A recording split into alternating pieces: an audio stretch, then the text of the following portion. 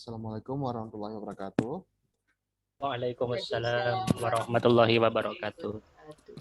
Ya, alhamdulillah. Terima kasih banyak untuk um, generous introduction ya. ya, ya terima kasih penghormatan kami kepada semua panitia, kemudian narasumber dan teman-teman semua yang ikut sebagai partisipan di training ini ya. Ya sebenarnya dibandingkan dengan pemateri yang lain, misalnya Prof. Irwan kemarin, kemudian Dr. Ahmad Taufik, ya saya ini bisa dibilang emerging scholar ya, baru emerging ya. Saya lihat banyak sekali skopusnya dan ilmunya yang luar biasa tentang penelitian dan penulisan artikel. Nah, tapi saya ini baru memulai. Ya. Nah, kebetulan saya memulai penulisan artikel atau penelitian atau berkecimpung di bidang itu pada tahun 2014 saat saya pertama bantu di SEAL, jurnal di Fakultas Keguruan dan Ilmu Pendidikan, jurusan pendidikan bahasa Inggris di Universitas Syahkuala. Kemudian saya sendiri mulai menulis paper itu tahun 2016, sebenarnya itu baru memulai ya. Kemudian tahun 2017 saya membuat penelitian yang agak lebih serius ya tentang plagiat, yang mungkin Bapak Ibu akan belajar sebentar lagi dengan pemateri selanjutnya ya, Prof. Sergio. Dan paper saya yang Scopus pertama di accept itu tahun 2017 dan harus menunggu 1 tahun 2018 baru dipublish. Jadi dari di accept paper saya mungkin di situ pertama saya mulai bersemangat untuk selalu meneliti dan menulis artikel. Pengalaman saya dalam menulis artikel dan meneliti mungkin agak berbeda dengan pengalaman para suhu-suhu ya. Karena di Universitas Syahkuala pada sekitar tahun 2016-2015 itu penelitian belum di bidang pendidikan bahasa Inggris di antara keluarga-keluarga ini, penelitian itu belum seperti sekarang. Jadi untuk belajar masih agak sulit, masih kesulitan. Jadi saya biasanya belajar dengan cara membaca. Membaca bagaimana cara menulis introduction, bagaimana cara menulis review, isi discussion dan lain-lain. Jadi yang akan saya sharing ini bukan pengalaman, tetapi hasil bacaan ya. Ya, semoga ini akan berguna untuk emerging researcher ya. Ya, jadi saya sama juga saya dengan seperti yang lain ya, ini seperti Bapak Ibu peserta, orang yang baru memulai juga. Kendala utama saya waktu ya. Jadi saya sarankan Bapak Ibu jika bisa menghindari untuk berkecimpung di bidang penjurnalan itu ya sebaiknya dihindari sehingga bisa berkecimpung di bidang penulisan artikel dan penelitian. Banyak sekali menyita waktu untuk itu. Ya, hal pertama mungkin yang sangat kita perlukan adalah untuk menemukan novelty supaya bisa kita teliti dan kita tulis artikel dan bisa laku bisa kita publish dengan tetap bisa diterima untuk publish di jurnal yang berreputasi. Baik, izinkan saya share screen.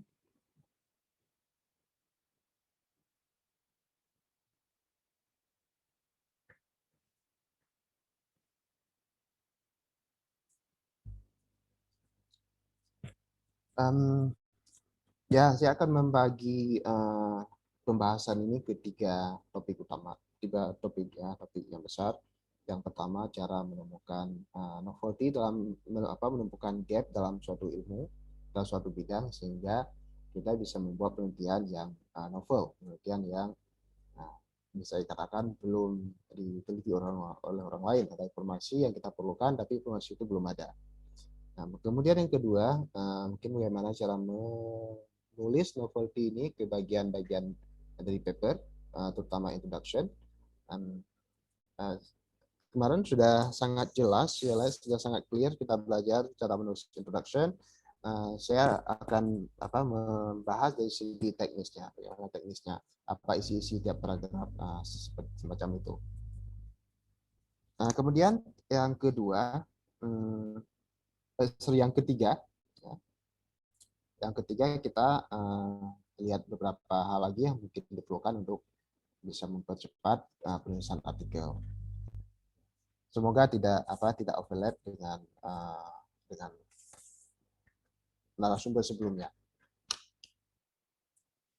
Ya baik. Pertama, ini tugas kita sebenarnya sebagai peneliti, yaitu menemukan gap sehingga kita bisa membuat penelitian.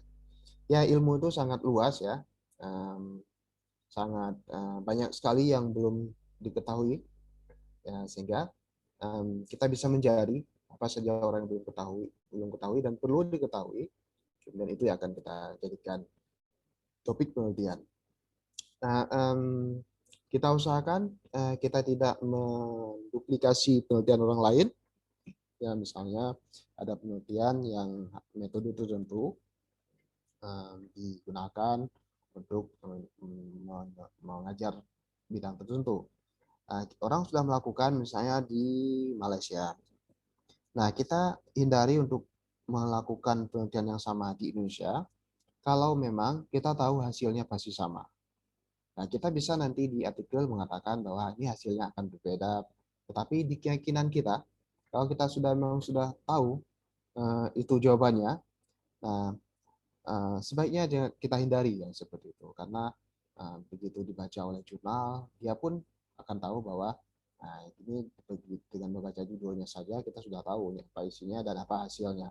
Dan begitu dilihat di hasilnya, memang itu dia hasilnya seperti yang dia udah bisa perkirakan dari penelitian-penelitian sebelumnya. Nah, itu kurang menarik ya, untuk kita publikasi. Ya, dan terutama kita yang mempublikasi ini tidak mendapatkan ilmu baru. Nah, begitu juga pembaca kita juga tidak mendapatkan ilmu baru. Jadi kita usahakan yang memang yang kita teliti itu memang betul-betul yang kita penasaran. Jadi caranya, indikasinya bisa kita lihat waktu kita membuat penelitian, waktu mengambil data, kita cepat-cepat ingin selesai pengambilan data, bukan karena ingin membuat laporan penelitian, tapi karena kita memang betul-betul ingin tahu apa hasilnya. Kita sendiri penasaran apa hasilnya. Memang hasilnya bisa diprediksi dari literatur, ya, tetapi kita masih penasaran apakah memang betul hasilnya seperti di literatur, maksudnya di penelitian-penelitian sebelumnya. Oke, jadi kalau kita benar penasaran ya, dengan hasilnya, ya, kemungkinan besar pembaca kita ataupun editor, karena yang pertama menerima paper kita editor, dia juga penasaran gimana hasilnya, dia juga ingin mengetahui sehingga dia membaca. Ya, ya, dengan membaca itu dia baru bisa kemungkinan besar dia tidak akan lagi mengirim email template ke kita mengatakan bahwa paper kita tidak sesuai dengan scope mereka setidaknya. Kemudian mereka akan mengirim ke reviewer, karena biasanya kalau sudah dikirim ke reviewer, ya kadang reviewer kejam memang. Ya, tetapi pengalaman kami sebagai reviewer, meskipun kalau papernya kira-kira bisa direvisi, kita tidak menolak. Ya, reviewer jarang menolak kalau kira-kira papernya bisa direvisi. Yang penting idenya bagus ya. Yang penting sampai ke reviewer, dan yang menghambat itu adalah editor ya. Ya, editor tuh orang yang menggagalkan orang lain ya. Oke. Nah, kita usahakan ya yang menarik seperti itu, yang menarik waktu kita membuat penelitian, kita ingin cepat-cepat dapat hasilnya. Kita ingin tahu hasilnya, bukan karena ingin penelitiannya selesai ya. Nah, jadi untuk mencapai itu, untuk membuat satu topik yang novel, topik yang baru, yang ada keterbaruannya, ada dua cara utama sebenarnya yang saya sajikan di sini, beserta dengan ada cara-cara tambahan.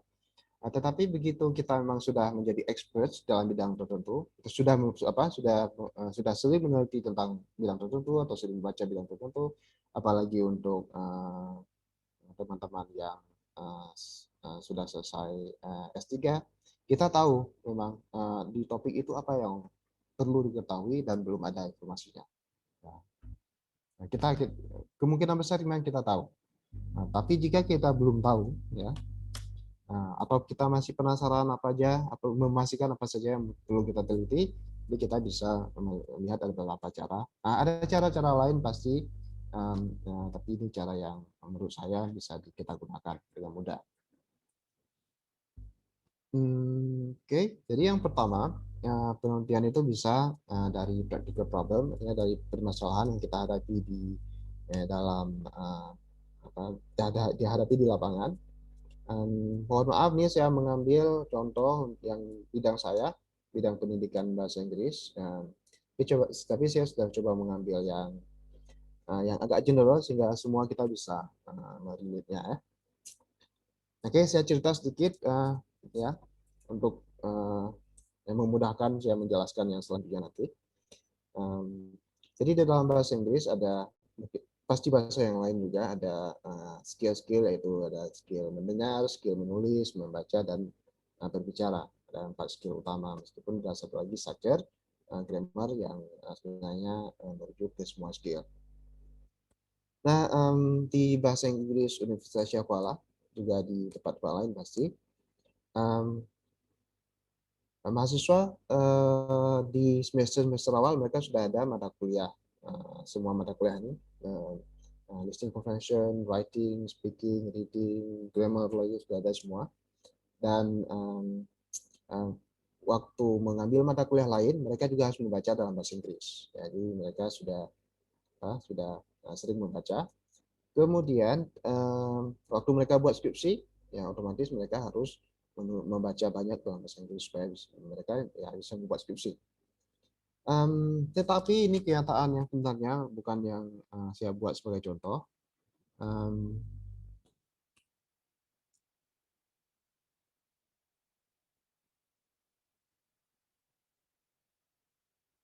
Saya kesulitan untuk biar muncul, untuk saya hilangkan menu ini. Ya, nah, sebagai syarat sidang di Universitas Syahkuala dan pasti di beberapa universitas lain, di kebanyakan universitas lain, ada tes bahasa Inggris yang harus yang diikuti, dan mahasiswa harus mendapatkan nilai, kalau di kami 477, untuk mereka dapat mengikuti sidang sarjana setelah selesai membuat skripsi.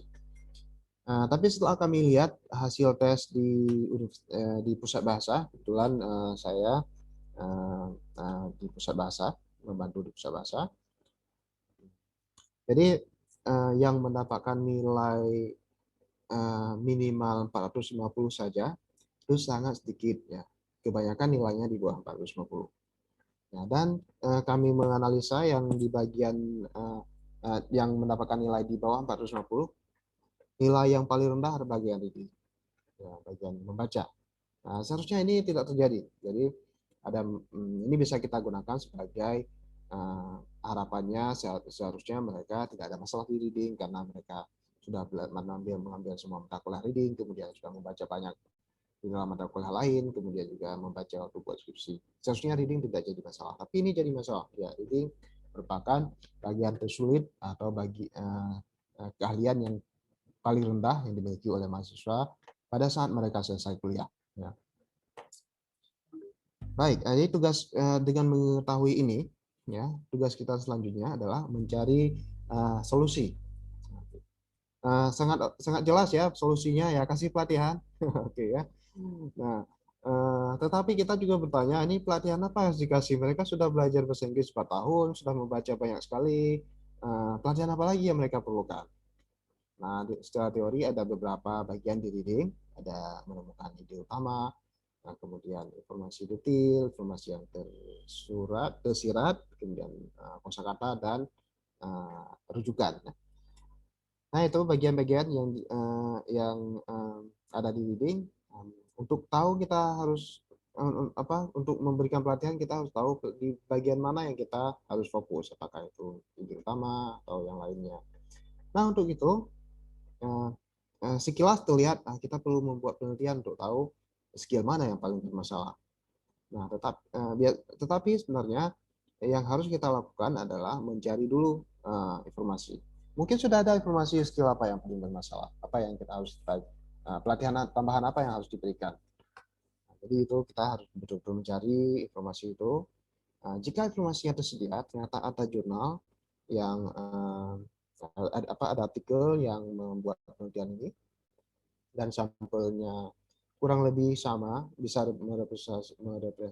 merepresentasikan apa namanya sampel di ataupun mahasiswa di tempat kita. Nah, tidak perlu kita buat penelitian lagi kalau memang sudah ada. Kecuali kita betul-betul yakin bahwa memang hasilnya pasti akan berbeda.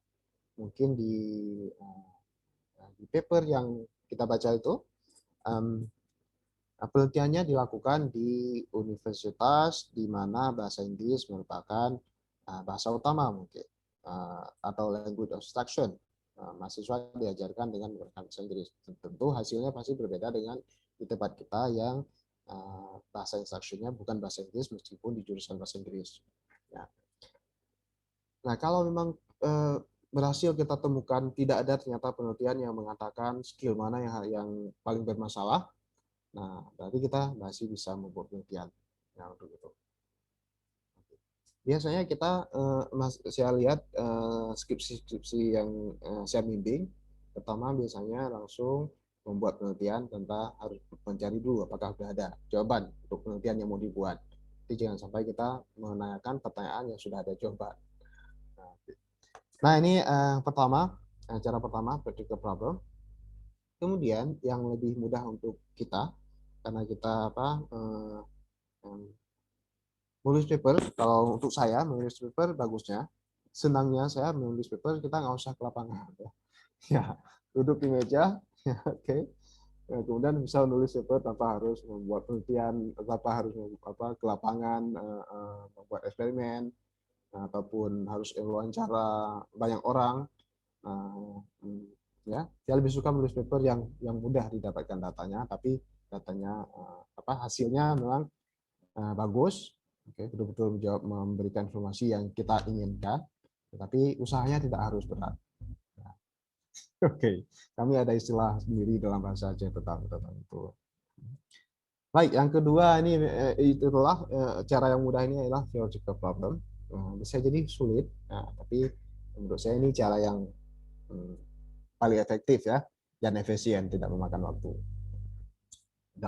banyak. Nah, saya tetap memberikan contoh dalam bidang pendidikan bahasa Inggris. Ya. Itu benar juga nih untuk bahasa-bahasa yang lain sebagai bahasa. Oke, kita membaca di penelitian sebelumnya bahwa belajar bahasa Inggris paling mudah ataupun paling efektif, paling banyak berhasil adalah dengan cara menonton film. Misalnya ada penelitian seperti ini, dan banyak penelitian seperti ini. Nah, jadi dengan begitu, kalau kita mau mahasiswa kita pinter belajar bahasa Inggris, berarti harus kita suruh nonton film. Oke ya. Oke. Yang satunya dengan cara menonton film. Nah, di dalam bahasa Inggris itu ada level-level bahasa, ada nama levelnya nama pelevelannya ya, mohon maaf, CEFR. Jadi ada dari B1 sampai C2. Jadi B1 paling rendah, C2 paling tinggi ya, paling advance. Nah, di penelitian sebelumnya belum ada jawaban kalau kita mau ke level dari B2 mau ke level C1, berapa jam film yang harus kita nonton atau berapa buah film yang harus kita nonton. Nah, itu belum ada informasi. Yang sudah ada informasi, cara bagus belajar bahasa Inggris, cara mudah belajar bahasa Inggris, cara paling berhasil belajar bahasa Inggris itu nonton film. Tetapi tidak ada dikatakan berapa film yang harus ditonton supaya kita bisa naik satu level. Nah, ya, tetapi jika kita ingin tahu dari B1 ke C1 harus berapa film, kita memang harus membaca dulu, membaca literatur untuk mengetahui apakah sudah ada jawabannya. Yang sudah ada jawaban yang mengatakan berapa jam yang harus ditonton untuk naik satu level. Nah, kalau sudah ada jawabannya, ya kita tidak perlu lagi membuat penelitian. Ya, tinggal kita suruh nonton aja mahasiswa kita sekian jam untuk dapat naik sekian level. Nah, kecuali kita nggak dapat, ataupun kita dapat, tapi mungkin untuk naik dari level A2 ke B1. Maaf tadi mungkin saya sampaikan level, saya sampaikan kalau salah B1 sampai C2, sebenarnya A2 ke A1 ke B2 ke C2, sorry. Nah, kecuali kita memang betul yakin misalnya kita sudah ada informasi dari B2 ke C1, itu berarti B2 udah lumayan bahasa Inggris, tapi kita ingin dari A2 ke B1 mungkin akan berbeda karena orang belajar bahasa Inggris dari dasar sekali berbeda kecepatan belajarnya dengan orang belajar bahasa Inggris waktu mereka udah lumayan pintar. Nah, oke, jadi kalau belum ada penelitiannya, kita sudah bisa membuat penelitian, tapi kalau sudah ada penelitiannya, kita udah tahu jawaban berapa jam, berapa film, kita tidak perlu membuat penelitian lagi. Nah, itu berarti penelitian kita betul-betul novel. Nah, itu dua cara, cuma cara yang mungkin sering kita gunakan, seperti yang kita sudah ada topik ya, kita memang udah suka topik itu, harus topik itu pokoknya. Oke, ya, tidak mau ganti topik lain, meskipun di topik kita belum tahu apakah di topik itu apa yang novel di topik itu, apa yang belum diteliti oleh orang di topik itu, tapi kita memang harus topik itu. Nah, berarti ini agak lebih sulit, agak lebih banyak yang harus kita lakukan. Pertama, kita harus membaca banyak sekali di topik itu, sehingga kita tahu di topik itu apa yang orang belum tahu. Oke ya. Nah, jadi dengan dan jika akhirnya kita tahu, ya, dan pasti ada gap, baru kita bisa membuat penelitian tentang itu untuk memberikan informasi uh, tentang apa yang orang belum tahu. Nah, pasti kita dapat gap, tidak mungkin satu ilmu itu komplit semua, pasti ada celah-celahnya, cuma lebih banyak usaha yang harus kita lakukan untuk menemukan. Oke. Nah, begitu dapat gap, mungkin kita akan menemukan banyak sekali gap di situ. Silakan kita memilih gap yang tergantung, kalau memang mungkin mau penelitian yang serius, ya bisa diambil gap yang lebih uh, lebih fenomenal. Tapi kalau mau hanya ya saya butuh cepat-cepat nih, ada tahun depan nih saya harus naik pangkat, saya butuh Scopus. Nah, itu ya tidak harus penelitian yang fenomenal. Nah. Oke. Tergantung tujuan. Ya, tentu kalau yang fenomenal ya bisa kita publish di jurnal yang lebih berreputasi dibandingkan dengan yang tidak fenomenal, meskipun dua-duanya bisa Scopus ya. Nah, tergantung, ada kadang-kadang kita asal udah masuk Scopus udah oke, soalnya saya pingin dapat high index yang tinggi, nah, itu bisa yang tidak fenomenal. Oke, ini cara sulitnya adalah membaca semua artikel, tetapi ada cara mudahnya. Ya. Nah, ini dia cara mudahnya. Ya. Um, di, um, di jurnal biasanya ada artikel tentang research artikel, ada yang review artikel. Nah, kita bisa membaca review artikel di satu topik supaya kita tahu apa saja yang orang belum tahu di artikel di topik tersebut.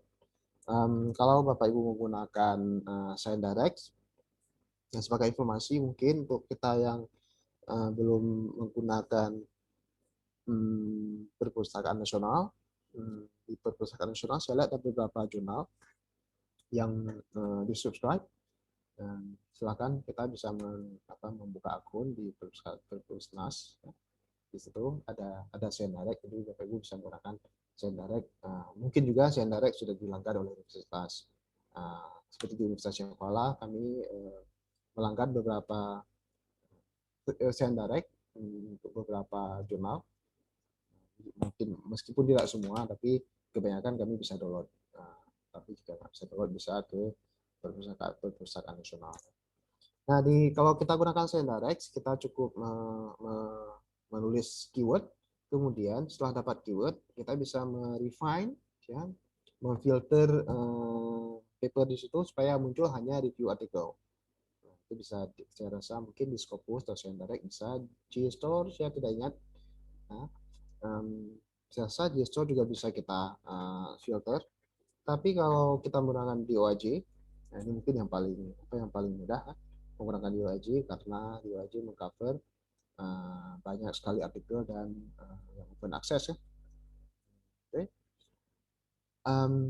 Di DOAJ sayang sekali tidak ada fitur untuk memfilter um, artikel, jenis-jenis artikel, tapi bisa kita akali, Bapak Ibu. Kita bisa menulis review di situ. Oke, menulis keyword kita, kemudian kita tulis review seperti yang ada di slide ini sebelah kanan. Kita buat tanda petik 2, artinya itu setiap hasil yang dimunculkan itu harus ada kata reviewnya. Karena biasanya di research artikel yang review artikel, yaitu artikel yang dia bukan artikel membuat penelitian di lapangan, tetapi memang artikel hasil review artikel-artikel yang lain ataupun publikasi-publikasi yang lain. Baik, saya contohkan ya biar apa namanya kita bisa melihat lebih detail ya. Nah, saya contohkan, saya akan membagi share screen, kebetulan sudah saya persiapkan.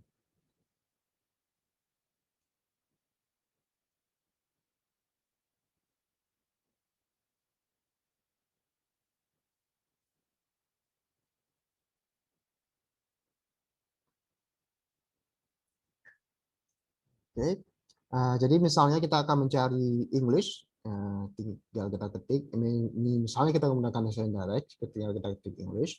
Kemudian di sini kita bisa klik review artikel. Banyak sekali artikel review artikel tentang ini. Saya mengambil salah satu, oke, yang di sini, yaitu ini, Bapak Ibu.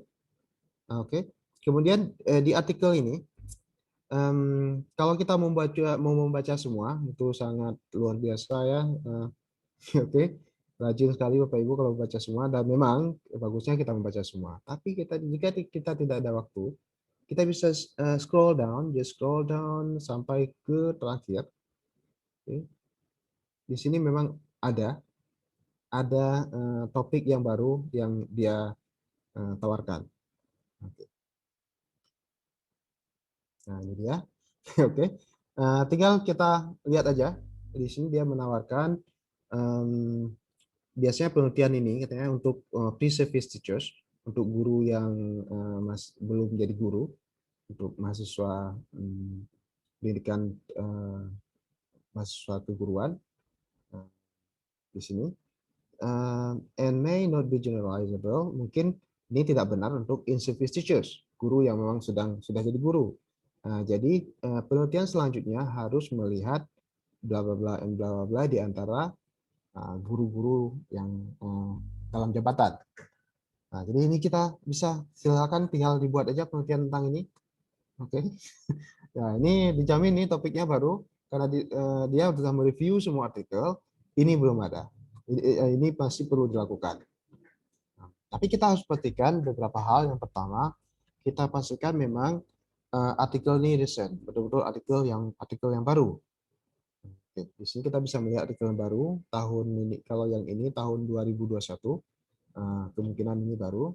Jadi untuk memastikan lagi memang betul-betul topiknya masih baru, kita cari dulu jawabannya. Kita cari dulu apakah sudah ada paper tentang itu. Karena biasanya penulis penulis ini begitu dia tahu ada yang baru, meskipun dia tulis di paper, dia juga akan melakukan penelitian itu. Jadi kita lakukan duluan, ya. Ya.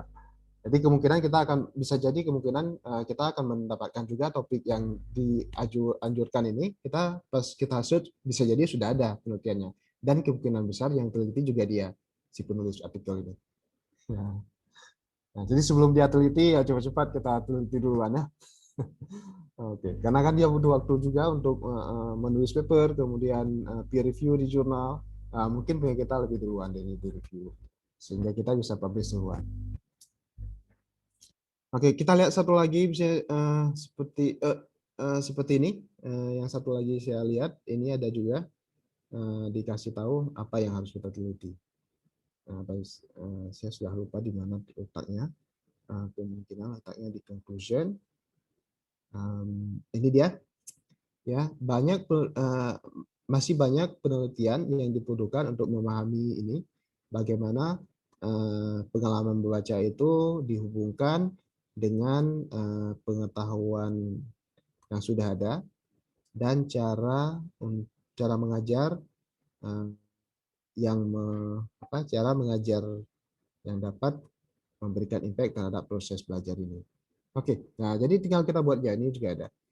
Nah, satu hal lagi yang harus kita perhatikan selain harus desain, memang artikelnya harus dari jurnal yang bagus. Nah, kalau artikel di jurnal yang kurang bagus, bisa jadi ini nggak ada. Nah, bisa jadi tidak ada sama sekali, ataupun ada tapi bisa jadi salah prosesnya. Nah, jadi kita pastikan memang pertama harus desain, betul-betul jurnal yang baru, masih harus fresh ya. Kemudian dari yang jurnal yang bereputasi tinggi. Dan mudah, ini mudah kita dapatkan di jurnal bereputasi tinggi ini biasanya juga mereka biasanya mempublish paper review. Oke, jadi itu caranya Bapak Ibu untuk mendapatkan topik yang novel. Jika Bapak Ibu masih memerlukan topik yang novel, silakan digunakan 3 cara tersebut. Cara apa saja boleh ya. Tapi kalau Bapak Ibu memang sudah ahli di bidang itu, Bapak Ibu sudah tahu apa saja yang masih perlu diteliti. Baik, saya stop share ini, kemudian saya kembali ke oh ya, satu lagi yang di OAJ, ya, ini saya contohkan di OAJ ya. Yang tidak kalau kita sulit mendapatkan paper dari ScienceDirect atau dari Scopus, kita bisa menggunakan di OAJ.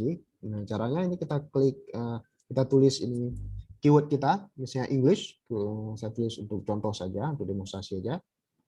Kemudian ada kata review, karena begitu kita lihat di Scopus, misalnya ini semua ada kata review. Semua artikel review itu hampir semua ada kata-kata review. Ya, ini juga ada review. Nah, jadi untuk memudahkan biar yang munculnya hanya paper review, ya silakan kita klik review, kita tulis keyword, kemudian review. Nah, di sini silakan tinggal dibuka aja salah satu yang tentang yang cocok dengan topik kita, yang kita tertarik ya. Topik apa tadi? Topik pilihan hati. Oke. Kemudian kita bisa membaca papernya. Ya, saya coba membaca satu tadi. Tidak ada ini ya, tidak ada dia tidak mensuggest topik apa lagi yang perlu diteliti atau hal apa lagi harus diteliti di topik itu. Tapi begitu saya cek yang ini, paper ini memberikan suggestion itu. Tinggal kita lihat aja apakah suggestionnya memang benar ya. Kita cross check apakah memang sudah ada penelitian tentang itu. Oke, saya stop share ya, kemudian biar saya share kembali yang tadi. Nah, kita sudah selesai sebenarnya di cara memperoleh topik yang novel. Oke. Tinggal mungkin kita lihat ada kendala ya, kendala kita waktu pasti ya untuk membaca banyak paper, untuk mengetahui informasi. Tadi kita di baik theoretical problem maupun practical problem, yang lama habis waktu adalah mencari jawabannya, apakah sudah ada jawaban atau tidak. Mungkin itu caranya bisa bervariasi. Tapi cara yang saya suggest adalah meng-hire research assistant.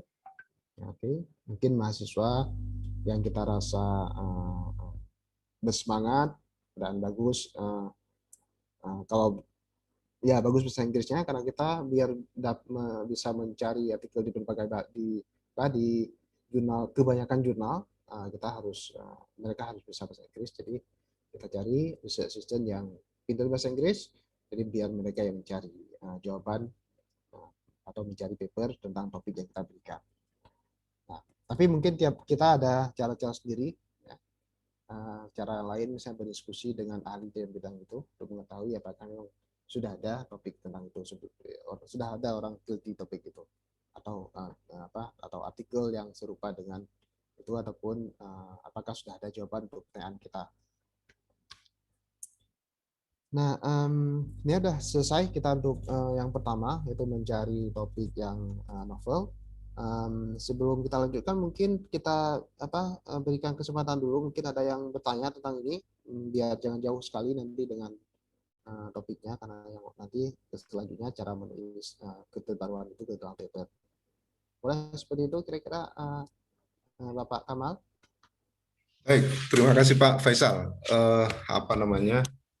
Termin pertama pada para pemirsa, audiens sekalian, Bapak Ibu, kami persilakan bertanya langsung, boleh melalui kotak percakapan, boleh disampaikan. Atau saya tunjuk langsung juga nggak apa-apa. Dari saya boleh, Pak? Boleh, sebutkan nama dari mana instansi. Silakan, Pak. Terima kasih. Nama saya Sukiman dari UIN Jogja ini. Ya, monggo silakan Pak Sukiman. Pak Faisal ini tadi, karena Pak Faisal terlalu cepat, saya nggak bisa mengikuti dengan baik. Mohon maaf. Mohon maaf, Bapak. Padahal Ada saya tadi pagi sudah muncul. Pertanyaan simpel dari saya ini, Pak Faisal. Untuk memunculkan fitur review artikel, karena ini saya coba juga sambil cek di Send Direct itu kok belum tidak muncul di tempat saya itu. Itu memunculkannya seperti apa? Kemudian tadi untuk menemukan, biasanya memang di bagian akhir artikel tadi kan disampaikan Pak Faisal tadi ada saran dari penulis, kira-kira problem apa yang menarik untuk diteliti lebih lanjut. Itu saya coba, ini belum bisa ini tadi, mungkin bisa diulang tadi. Terima kasih, mungkin sementara itu saja.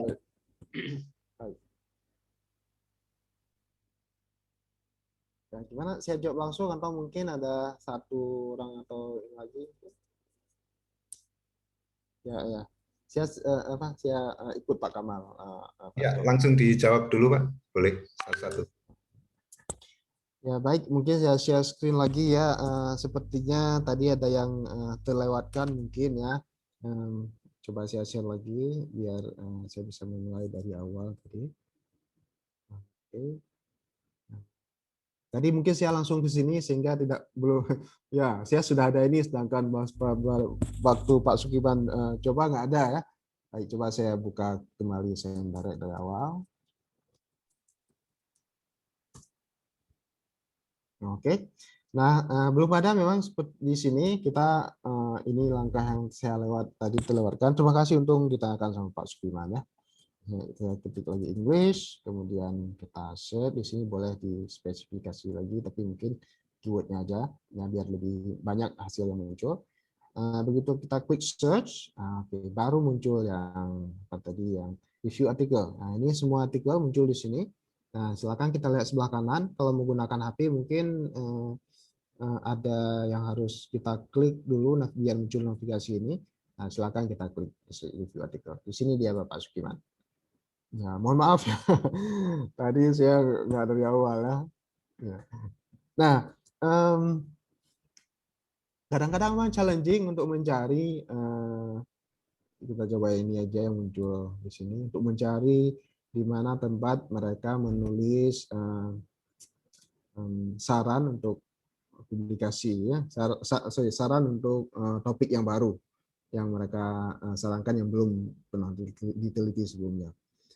Nah, ada kadang-kadang memang berhalaman-halaman, okay. Ya, supaya muncul ada banyak sekali saran. Kita cari paper yang di situ topiknya mengatakan review of article review and further research. Kalau dia bilang di artikelnya, judul artikel ada kata further research, nah itu Bapak Ibu akan mendapatkan banyak sekali saran-saran berhalaman-halaman ya. Jadi ada 10 saran yang dia bisa berikan. Oke, kita secara umum kita bisa mendapatkannya di akhir. Kalau bukan di akhir discussion, bisa jadi di akhir conclusion. Nah, seperti ini kita lihat. Nah, ini dia. Nah, ini dia. Kita lihat di sini. Ini di akhir, betul-betul di akhir ya.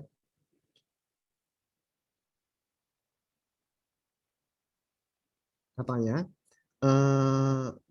ini dia yang ini Saya kurang memahami, ini bukan topik saya. Tapi yang ini, oke, dan ini juga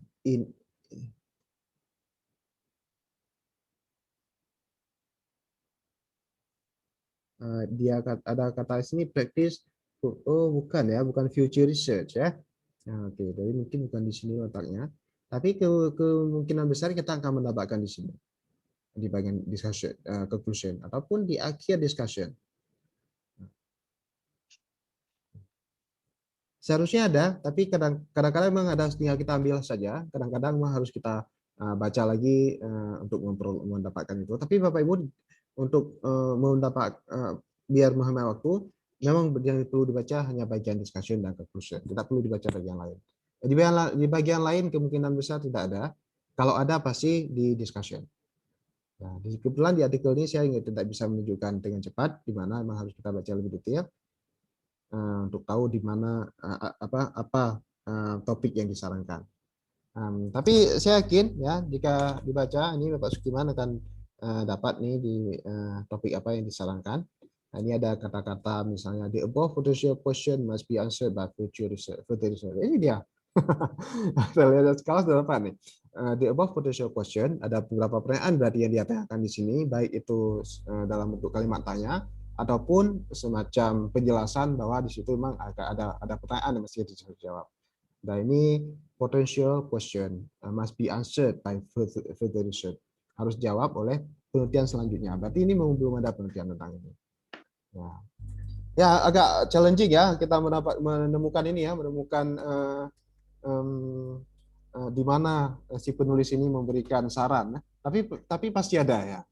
Nah, ya karena itu memang itu tujuan dari salah satu tujuan dari research review artikel. Ya, cara menghemat waktu. Demikian Pak Sukiman, mungkin ada pertanyaan. Mungkin sedikit Pak Faisal, kelanjutannya ini. Silakan. Ya, ini kan saya juga mencoba mengecek itu kan ada sebagian artikel yang memang bisa kita buka sampai dengan conclusion atau discussion itu, tapi ada juga yang tidak bisa, hanya abstrak. Itu kalau bagi yang tidak bisa, kira-kira gimana itu ya? Very good question ya Bapak ya. Ya jawabannya benarnya kalau tidak bisa memang harus kita beli. Jawabannya benarnya kan. Yang harus idealnya kalau tidak bisa kita akses berarti harus kita beli. Tetapi kita masih ada beberapa opsi lain yang legal. Yang pertama mungkin Bapak tadi membuka yang dilanggar oleh universitas atau membuka yang umum, memang yang tidak dilanggar umum ya? Oke, ya. Baik. Yang dilanggar oleh universitas, kalau universitas Bapak ada melanggar, ada beberapa artikel lagi yang kemungkinan artikel yang Bapak buka itu bisa dibuka kalau kita menggunakan yang belah kanan. Biasanya kalau kita buka dari jaringan internet di kampus. Nah, tapi kalau tidak bisa, kita bisa melihat di Perpustakaan Nasional. Kebetulan Perpustakaan Nasional ada e-resources. Jadi e-resources Perpusnas UID. Jadi kalau di sini kita silakan mendaftar sebagai anggota. Kalau belum, kita hanya butuh KTP untuk itu. Nah, kebetulan kita lihat ada banyak nih di Langgan. Ada beberapa, juga di sini ada Sendarex, ada ini Willy juga, ada Cambridge juga beberapa di sini kita bisa dapat. Kemudian bagian mesin juga ada, Taylor and Swift juga ada. Nah di sini bisa kita cari. Nah cara lain lagi, ya mungkin teman-teman Bapak ada yang sedang kuliah di luar negeri, ya, di universitas yang tidak harus di luar negeri, ya, bisa di universitas yang melanggan Sendarex, bisa kita minta bantu dari dia untuk mendownload untuk kita. Oke, itu cara yang ideal. Ya.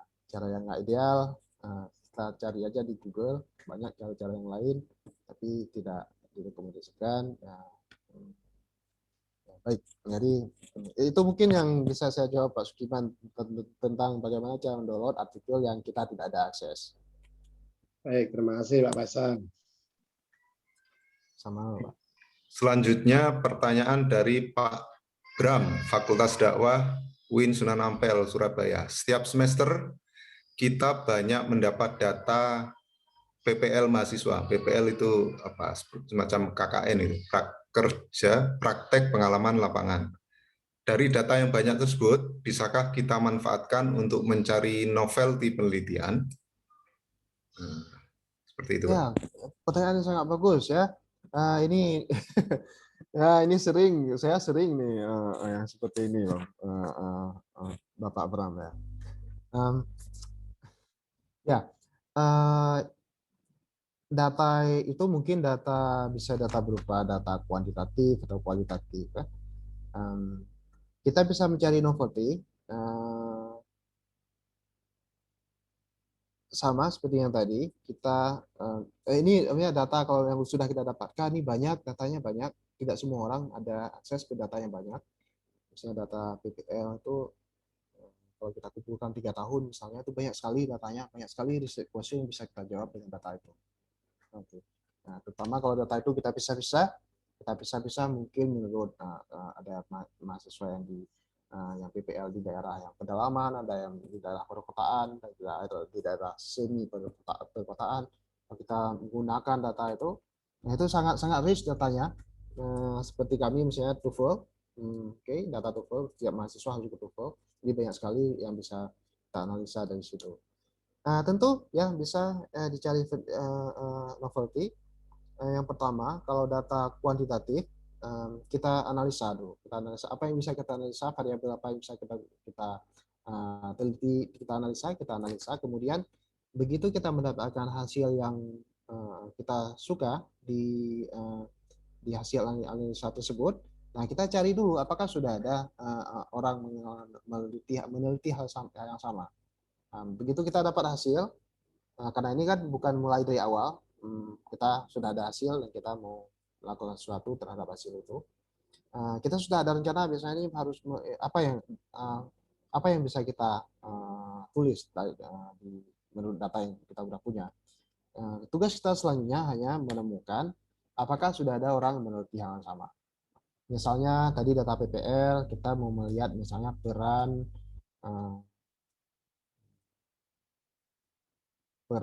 dosen guru pamong dengan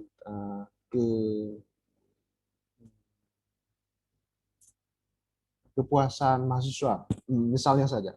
Nah, misalnya kita mau melihat apakah semakin banyak peran guru pamong, semakin banyak peran guru pamong terhadap kesuksesan PPL satu mahasiswa, itu membuat mahasiswa itu lebih puas terhadap kegiatan PPL-nya. Ya, ternyata orang sudah teliti tentang itu. Pas kita cari ternyata orang sudah teliti tentang itu. Kita lihat lebih detail, rupanya dia subjeknya semua mahasiswa, semua pre-service teachers. Nah, data kita lebih besar, kita coba pisahkan guru yang dari daerah terpencil. Nah, itu novel. Ya, berbeda dengan dia. Dia memang benar, informasi yang dia berikan di paper dia itu benar, tetapi benar untuk semua mahasiswa yang PPL di semua daerah. Mungkin mahasiswa yang PPL di daerah terpencil, di mana peran guru pamong kebanyakannya minim, mungkin hasilnya akan berbeda. Nah, jadi itu novel. Ataupun di daerah perkotaan. Kalau di daerah perkotaan mungkin berbeda. Ataupun kita bisa juga memisahkan mahasiswa kita menurut level masing-masing. Mungkin menurut IPK-nya. Apakah untuk IPK yang tinggi itu berpengaruh, membuat mereka lebih senang.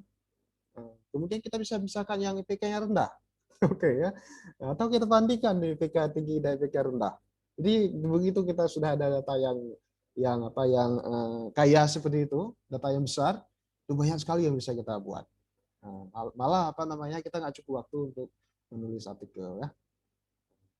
Nah, demikian mungkin jawaban saya. Mungkin ada pertanyaan lanjutan dari Bapak mungkin. Bagaimana Pak Bram?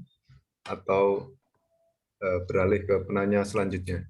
Oke, terima kasih Pak. Cukup. Baik, terima kasih Pak Bram. Monggo pertanyaan selanjutnya. Nyong Etis. Monggo Pak Nyong. Pak Nyong Etis. Oke, terima kasih. Luar biasa. Nah, tadi disampaikan pertanyaan dari Pak Sukirman kalau nggak salah tadi ya.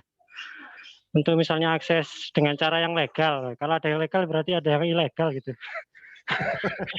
Nah, mungkin bisa di-sharing. Terima kasih.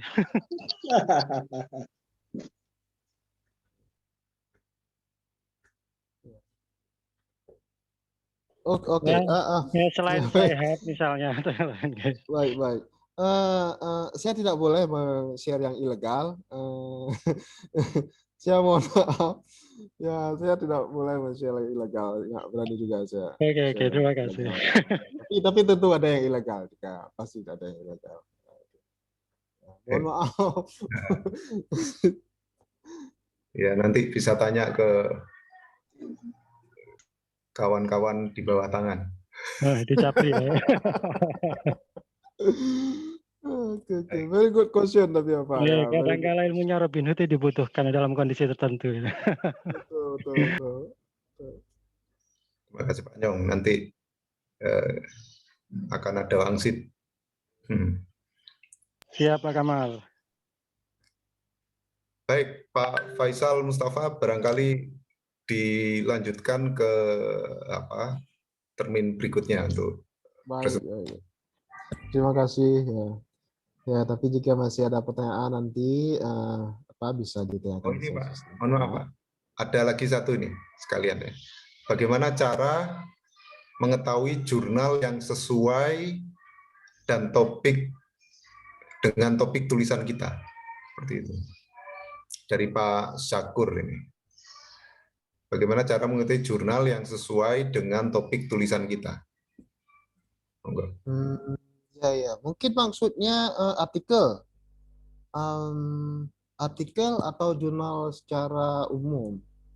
Bagaimana cara mengetahui jurnal yang sesuai dengan topik tulisan kita? Nah ini Pak Syakur mungkin dapat mengelaborasi lebih lanjut pertanyaannya ini seperti apa?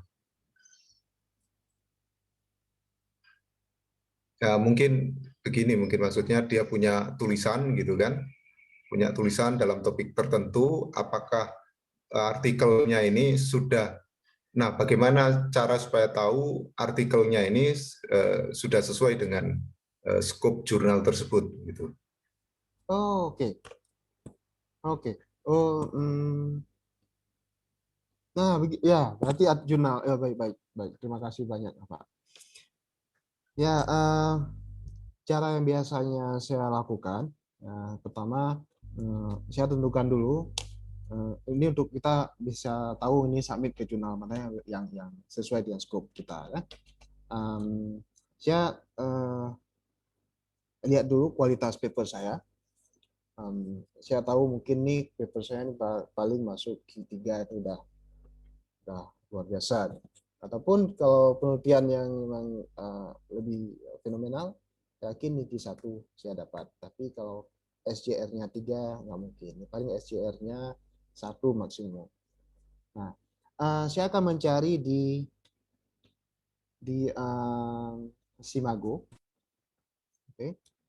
Saya cari Simago, saya ketik keyword yang mungkin sesuai, misalnya saya menulis tentang pendidikan, tapi kita bisa mencari keyword tentang pendidikan secara umum, tapi itu akan banyak sekali hasil, bisa membuat kita kebingungan ya. Jadi mungkin ini saya menulis tentang pendidikan bahasa Inggris, ya saya akan menulis keyword misalnya English teaching, ataupun English learning, ataupun English teacher, ataupun EFL. EFL itu English as a Foreign Language, bahasa Inggris sebagai bahasa asing. Saya akan mungkin menggunakan keyword-keyword yang mungkin sering saya dapatkan di paper tentang topik saya. Nah, okay. Kemudian saya cek satu-satu. Di yang key, misalnya key 1, saya akan melihat yang key 1 aja. Karena di Simago kita bisa men-sort berdasarkan key-nya, sudah di-sort berdasarkan SJR. Jadi saya biasanya langsung ke halaman 5, mungkin karena di halaman 5 SDR-nya udah lebih rendah daripada halaman 1. Kalau halaman 1 itu sangat tinggi ya. Jadi mungkin bisa 10 ya. Oke. Mungkin saya belum ke sana. Ya, saya lihat SDR yang sesuai dengan kualitas fitur. Begitu dapat, saya buka, kemudian saya baca. Di situ ada jurnal itu scope-nya apa. Harus dikasih tahu di situ jurnal scope-nya apa. Kalau kurang jelas, scope-nya terlalu general, kita bisa membuka jurnal tersebut, kemudian mencoba melihat paper di isu-isu terakhir. Paper di isu terakhir, apa topiknya, ada nggak yang mirip-mirip dengan topik saya. Kalau nggak dapat isu terakhir, kita lihat isu sebelumnya. Nah, begitu biasanya cara saya melihat apakah memang jurnal ini rumahnya cocok untuk artikel saya. Nah, itu mudah-mudahan menjawab pertanyaan Bapak Syukur ya. Terima kasih Pak Faisal. Mungkin bisa dilanjutkan ke penjelasan berikutnya.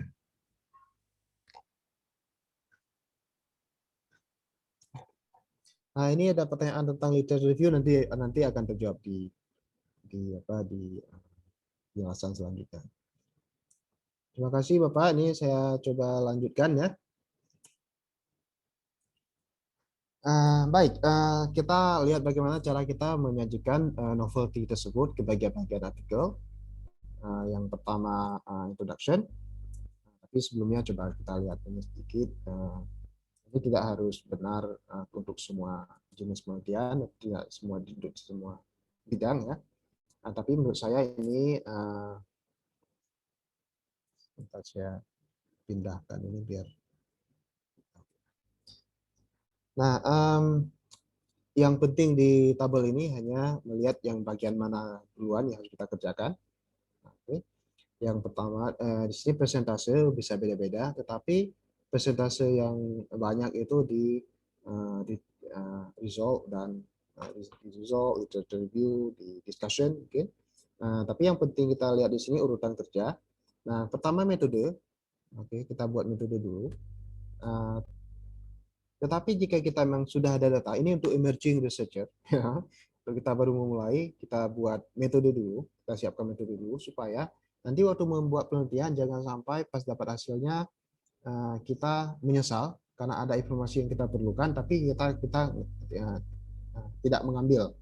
Misalnya kita kasih kuesioner, kita butuh umuman mereka, tapi karena kita tidak merencanakan penelitiannya lebih komprehensif, sehingga waktu nanti kita dapat datanya tidak ada umurnya. Oke, jadi kita rencanakan dulu. Kemudian kita tulis hasil. Oke, jika data yang sudah ada, jika data sudah ada, tinggal kita tulis hasil aja, karena kita nggak ada pilihan lagi ya, tidak ada pilihan lagi untuk untuk merencanakan metode, karena memang metodenya penelitiannya sudah dilakukan. Meskipun waktu melakukannya kita tidak merencanakan untuk melakukan penelitian. Cuma yang harus kita perhatikan, untuk sebelum menggunakan data, kita harus memastikan memang data itu boleh kita gunakan. Oke. Kalau data kita sudah punya, untuk kita publish, kita harus minta izin dulu dari dari partisipan kita, apakah datanya boleh digunakan. Tapi biasanya memang selalu diizinkan, tapi kita merupakan tanggung jawab kita sebagai researcher untuk bertanya. Setelah kita tulis hasil, baru kita tulis discussion dan conclusion, dan pada waktu bersamaan kita bisa menulis introduction. Introduction saya lupa di sini, tapi introduction masuk ke introduction ke bagian ketiga. Jadi kita bisa menulis introduction di bagian ketiga, sehingga kita sudah tahu novelty-nya apa. Kadang-kadang waktu membuat penelitian kita merencanakan kita akan dapat novelty, dan menurut literatur ini akan ada hasilnya bisa berbeda misalnya menurut literatur. Tetapi begitu kita teliti sama hasilnya, sehingga yang kita rencanakan tadi untuk novel tuh nggak jadi novel. Oke, ya. Jadi begitu setelah kita analisa datanya, kita baru bisa menentukan bahwa memang betul novel. Ya. Tapi tenang saja Bapak Ibu, kebanyakan begitu kita memprediksi itu akan ada hasilnya akan novel, biasanya memang hasilnya novel. Mungkin kadang-kadang sekali-kali aja kita dapat hasil yang tidak sesuai dengan harapan. Oke.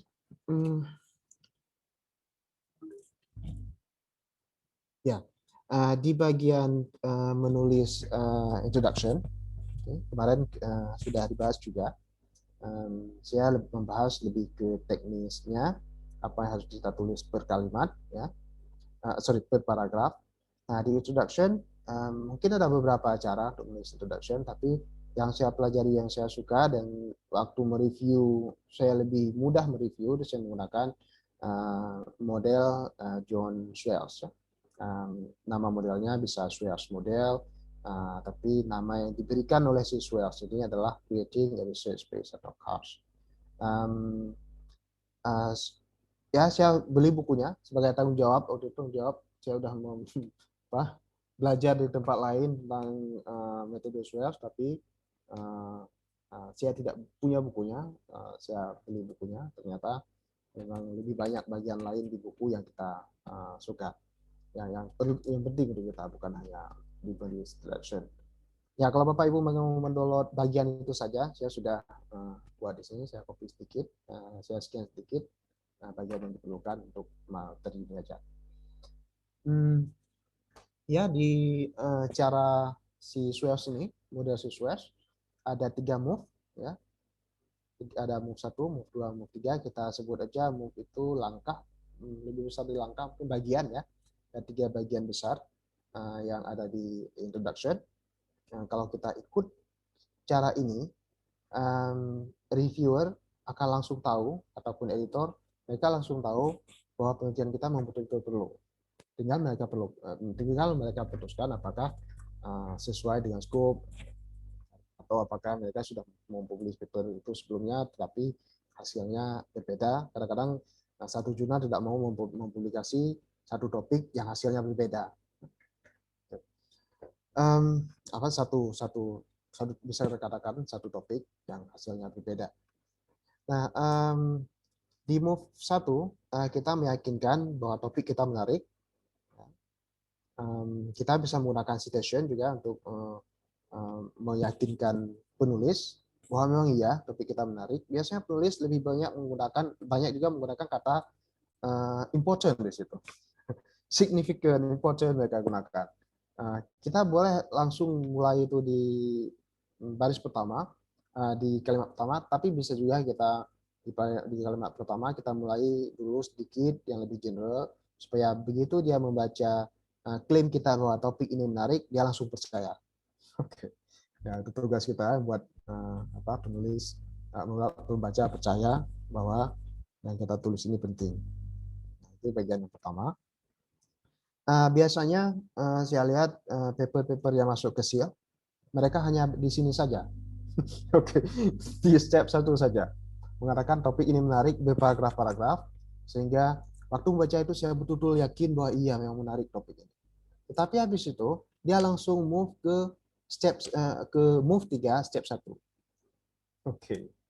Nah, sedangkan step lain, move lain yang penting tidak ada. Nah, kadang-kadang karena kami tidak ada ahli di tidak ada ahli semua bidang di SEAL, internal reviewer terbatas, tidak bisa jadi saya men-screen artikel tentang literatur yang bukan bidang saya, dia tidak tahu topik itu penting. Ya.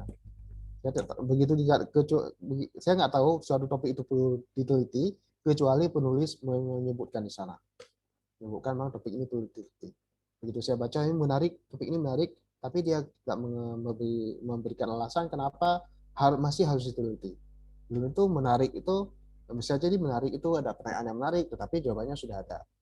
Jadi tidak diinkludkan semua. Jadi perlu kita menginclude semua move di dalam introduction. Kita lihat contoh di sini, misalnya paper dari sistem. Ini terbitan terbaru dari sistem.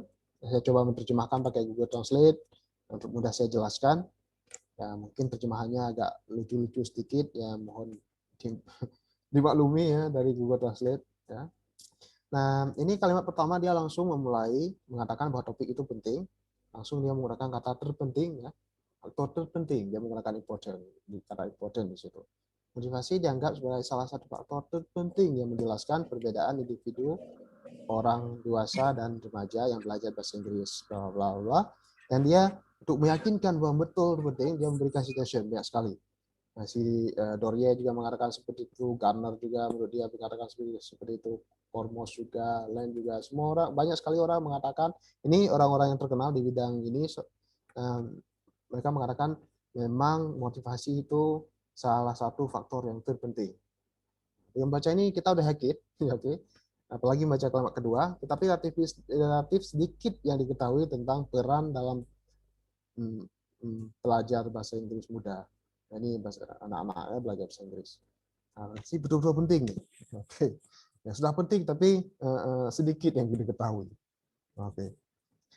Nah, kemudian di step 2 kita kasih tahu apa yang topik menarik itu apa aja yang orang udah ketahui. Nah, bisa kita gunakan dengan biasanya ini kita cite, memberikan banyak citation, memberikan penelitian sebelumnya, tetapi kita usahakan penelitian sebelumnya itu tidak terlalu detail. Kita tidak mengatakan metode apa yang digunakan, apa hasilnya, apa saran-sarannya. Kita tidak perlu mengatakan semua. Seperti kita menulis literature review. Nah, kita lihat contoh yang dibuat di paper ini. Nah, dia langsung memulai ini.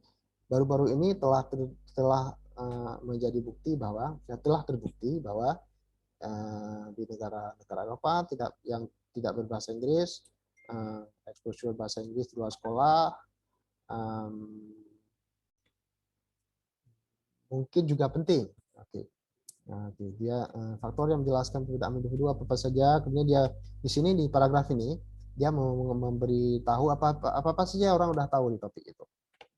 Oke. Supaya nanti dia bisa memberitahu bahwa tapi ini belum tahu, orang belum banyak tahu belum ada penelitian tentang itu atau penelitian tentang itu masih terbatas.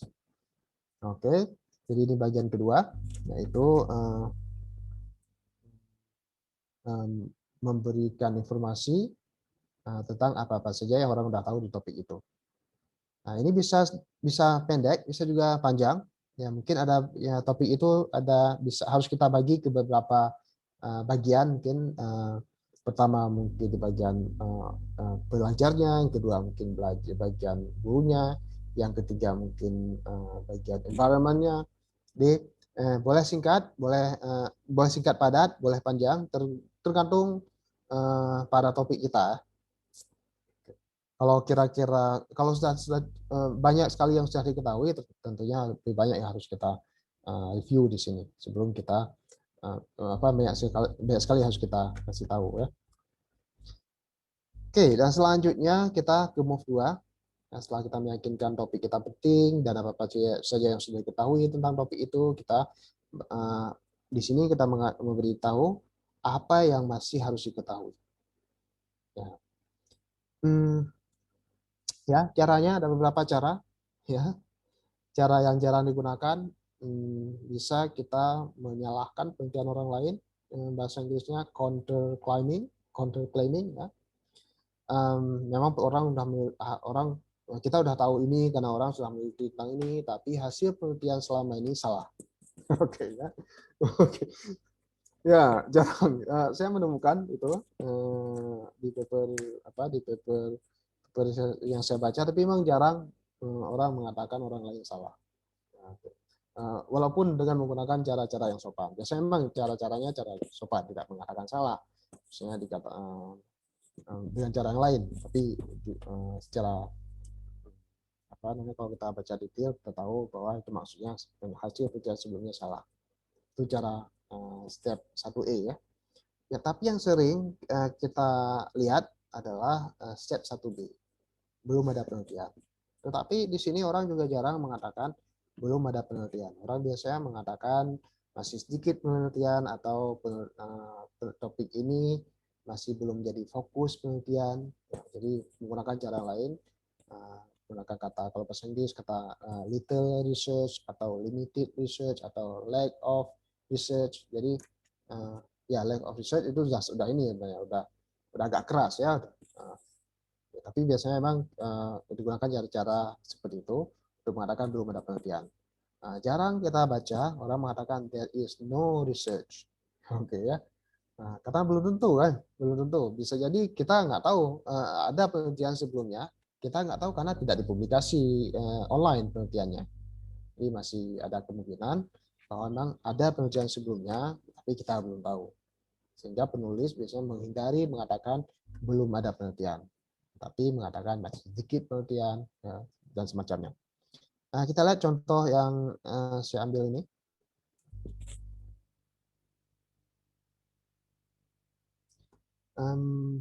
Nah, jadi dia menggunakan sayangnya, dia menggunakan unfortunately.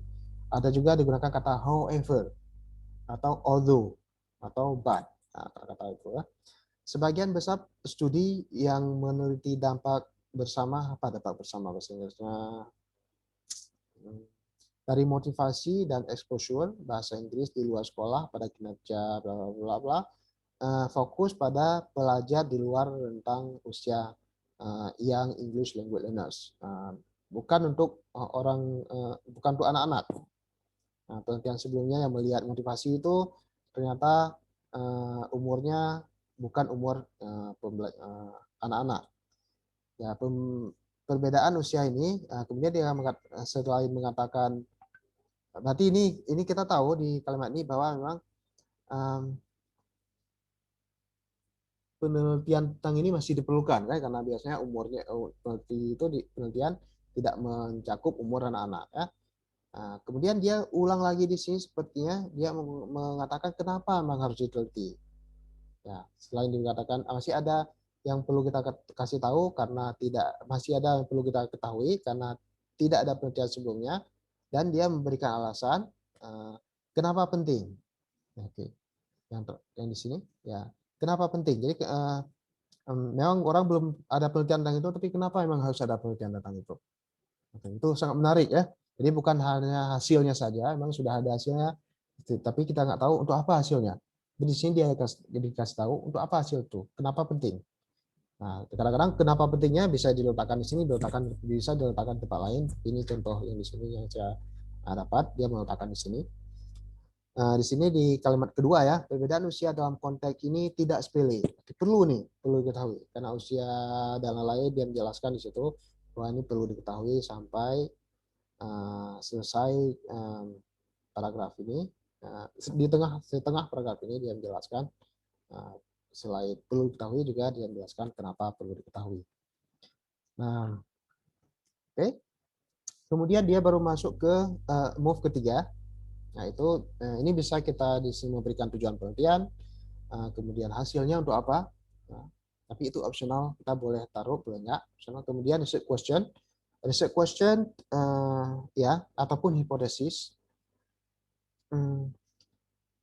Saya sering tidak membuat research question, nah, tapi reviewer kadang-kadang meminta research question atau hipotesis harus dimasukkan. Ada juga yang tidak meminta. Saya rasa sudah jelas sepertinya di tujuan penelitian itu sudah jelas di research question sudah terwakili hipotesa, tapi begitu dibaca oleh orang lain ternyata mereka belum jelas, mereka masih memerlukan informasi. Jadi bagusnya kita taruh aja biar jangan ya kita letakkan saja, kita tulis saja langsung ya biar pertama introduction sudah lebih panjang sedikit ya. Kemudian tidak menjadi tidak menjadi komplain reviewer. Nah, kita lihat di sini contohnya. Ya. Studi kami akan fokus pada dia memberikan tujuan penelitian dia ya pada sejauh mana keterpaparan bahasa Inggris ini ini dia mau melihat, kita tahu nih fokusnya dia mau melihat sejauh mana bla bla bla. Nah, kemudian dia memberikan hipotesa di sini, dia tidak memberikan research question, tapi dia memberikan hipotesis. Kami berasumsi bahwa dia memberikan hipotesis ya. Di hipotesisnya kita bisa menyimpulkan apa research question dia. Jadi dia tidak mengulang research question dan hipotesis. Ya, kadang-kadang memang karena di skripsi atau di tesis kita mengada dua, justru harus ada research question, harus ada hipotesis. Waktu menulis ke artikel, kita bisa memilih salah satu, tidak harus dua-dua. Oke. Di sini terlihat bahwa cara dia memberikan tujuan di sini dengan mengatakan fokus penelitian dia apa. Oke, sama aja sebenarnya. Ya, kalau kita ubah ke tujuan, ini juga informasi yang kita berikan. Itu sudah selesai bagian introduction. Ada introduction kadang-kadang cuma 500 kata, ada juga yang agak panjang sedikit lagi, ada juga yang agak pendek sedikit lagi. Kita pastikan begitu editor atau reviewer membaca introduction kita, dia sudah yakin memang penelitian ini perlu dilakukan. Oke. Nah, itu yang pertama. Kemudian yang kedua, literature review. Nah, ini ada kaitannya juga literature review dengan saya pindahkan ini dulu. Saya hilang kursor kalau saya share screen.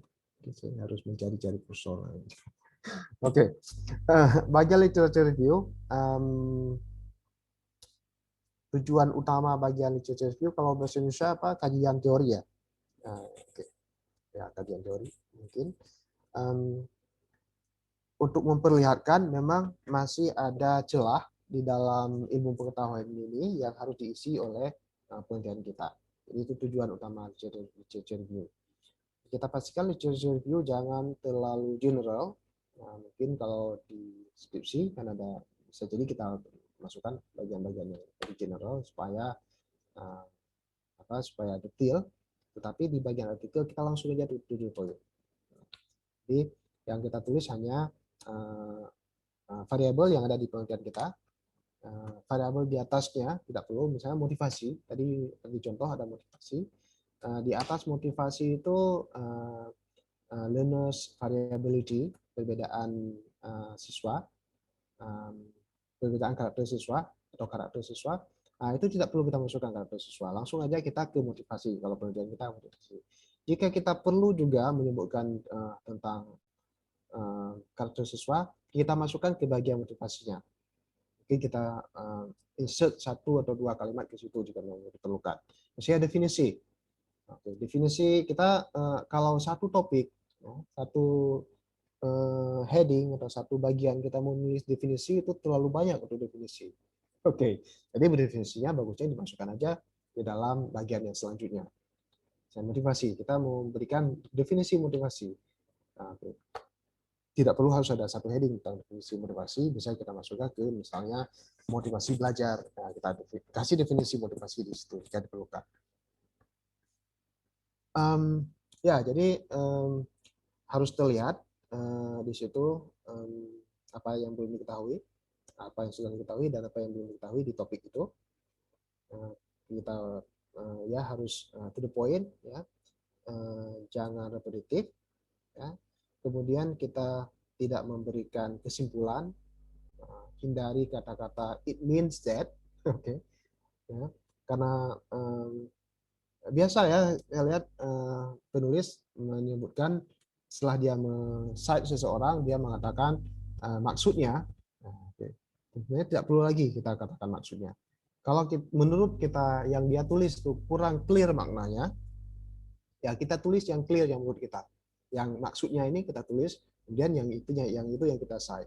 Yang kita cite yang maksudnya bla bla itu yang kita cite. Jadi dengan menghilangkan kata maksudnya tentu. Jadi kita tidak memberikan pendapat di situ, kita tidak mengkritik di situ di dalam literature review, tapi di situ kita perlihatkan apa-apa saja yang sudah orang ketahui. Paling kita mengkaitkan antara satu sama yang lain. Kita mengatakan bahwa ini sudah diteliti sebelumnya, tapi hanya ada satu penelitian. Jadi kita di situ sebagai pencerita, kita tidak memberikan komen terhadap terhadap penelitian sebelumnya. Kalau kita submit ke jurnal yang berreputasi tinggi, selain informasi, kita mau memberikan satu informasi. Waktu kita mencari citasi, kita harus memperhatikan bahwa yang dikatakan oleh oleh atau dikatakan di penelitian sebelumnya atau di author yang kita mau citasikan, pastikan informasinya benar, ya, bukan hanya ada informasinya tapi juga benar.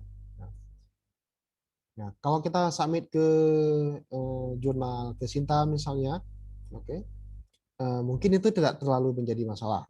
Paling tidak akan menjadi alasan ditolak paper kita, yang mungkin dikomen oleh reviewer untuk direvisi, tapi tidak bisa menjadi alasan untuk ditolak. Tapi mungkin kalau kita kirim ke jurnal yang berprestasi tinggi, bisa jadi ditolak karena dianggap kita tidak terlalu kita ignore banyak hal yang di dalam topik itu. Jadi kita tidak betul-betul ahli dalam topik yang kita tulis, sehingga bisa jadi nanti hasil-hasil yang kita berikan itu bisa jadi salah, karena interpretasi data kita salah.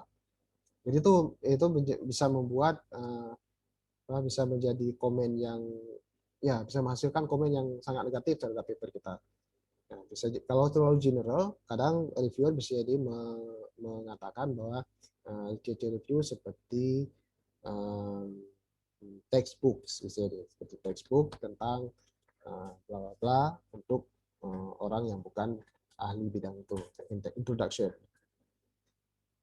Jadi ya kita pastikan selain ada informasi yang kita cari juga benar informasinya. Ya. Kita tahu ya kalau kita menulis tentang satu bidang, kita tahu kita secara general kita tahu apa yang benar dan apa yang salah di bidang tertentu ya.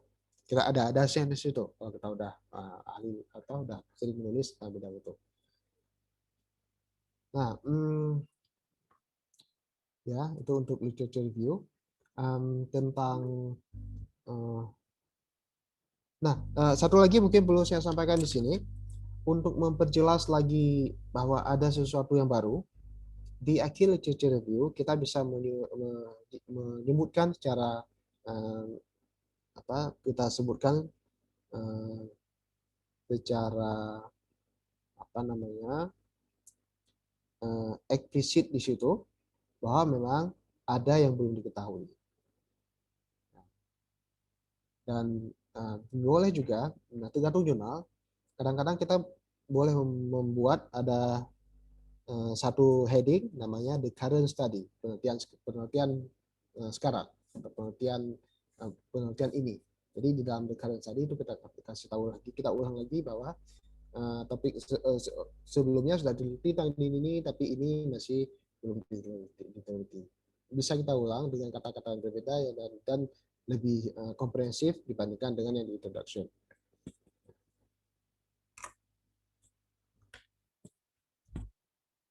Oke, baik. Ya, ini kita lihat contoh literature review yang tidak bagus. Saya rasa Bapak Ibu sudah sudah tahu tentang ini. Ini cuma kita anggap sebagai ulangan ya. Yang pertama ini dia memberikan informasi satu persatu penelitian yang sebelumnya di dalam satu paragraf, tapi ada juga yang ini masih contoh-contoh yang tidak bagus ya. Selagi dia memberikan informasi penelitian sebelumnya di tiap paragraf, satu penelitian satu paragraf dengan sangat detail. Ini tidak perlu untuk literature review ya. Untuk literature review mungkin seperti ini ya. Jadi seperti kita membaca buku, tetapi di situ ada citation. Ya, meskipun ya buku juga ada citationnya. Jadi semua penelitian tidak harus dikasih tahu secara detail. Jadi mungkin secara umum nih yang dikasih tahu adalah hasilnya saja ataupun interpretasi data dari penulis ya yang kita kasih tahu. Ya, seperti ini mungkin literature review. Oke, kita lihat di bagian metode. Ya, kemarin juga kita sudah disampaikan juga kemarin tentang metode. Ini saya rasa tidak terlalu penting lagi, tapi ini mungkin sebagai ulangan saja ya, bahwa kita harus menjelaskan kenapa kita penelitiannya ini cocoknya kualitatif, kenapa cocoknya kuantitatif, kalau kita gabungkan kenapa harus gabungkan dua-duanya. Kemudian kita pastikan ada informasi semua orang yang terlibat dengan detail kalau bisa, kalau kira-kira hasil penelitian kita ada hubungannya dengan umur, ya, jadi beda umur akan beda hasilnya, kita pastikan umurnya ada di deskripsi sampel kita, deskripsi orang terlibat.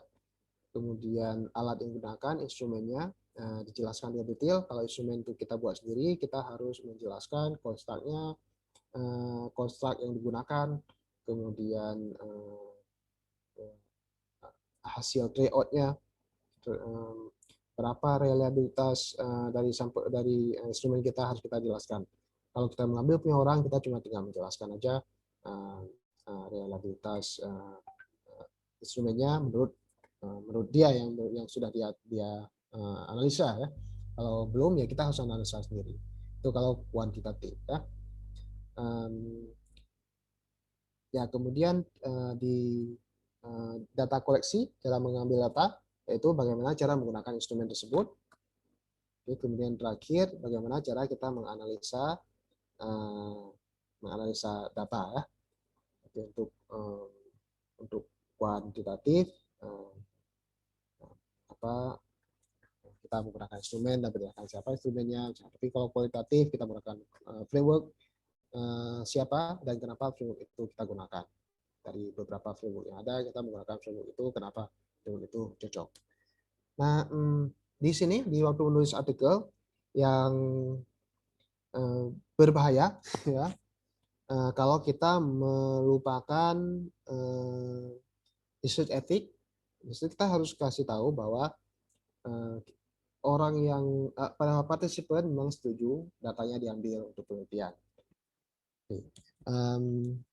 Kalau penelitian yang sudah data yang sudah ada seperti Pak Sugiman tadi, datanya sudah ada.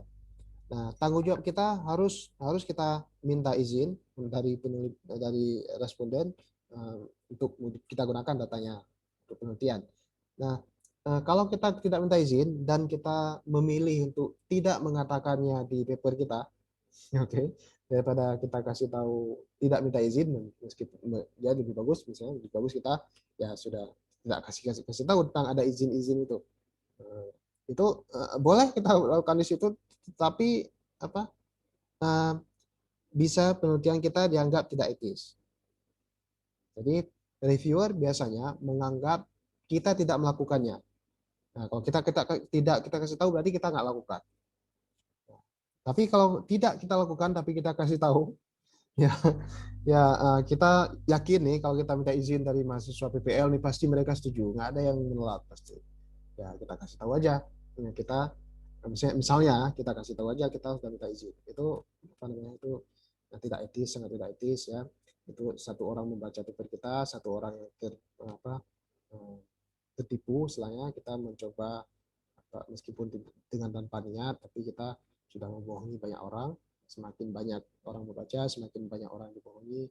Ya, jadi kita hindari itu, Bapak Ibu, ya. Kita tidak sulit untuk minta izin, tidak sulit saya rasa. Ya, jadi itu biasanya yang sering kita lupakan.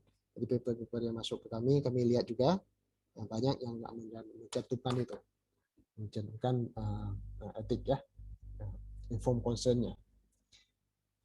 Oke, ya saya rasa itu di bagian metode. Yang pasti yang penting bagian metode kita harus se-clear mungkin sehingga kalau orang lain melakukan penelitian ini, begitu dia membaca metode kita, dia mengulang metode kita untuk sampel yang sama, hasilnya harus sama.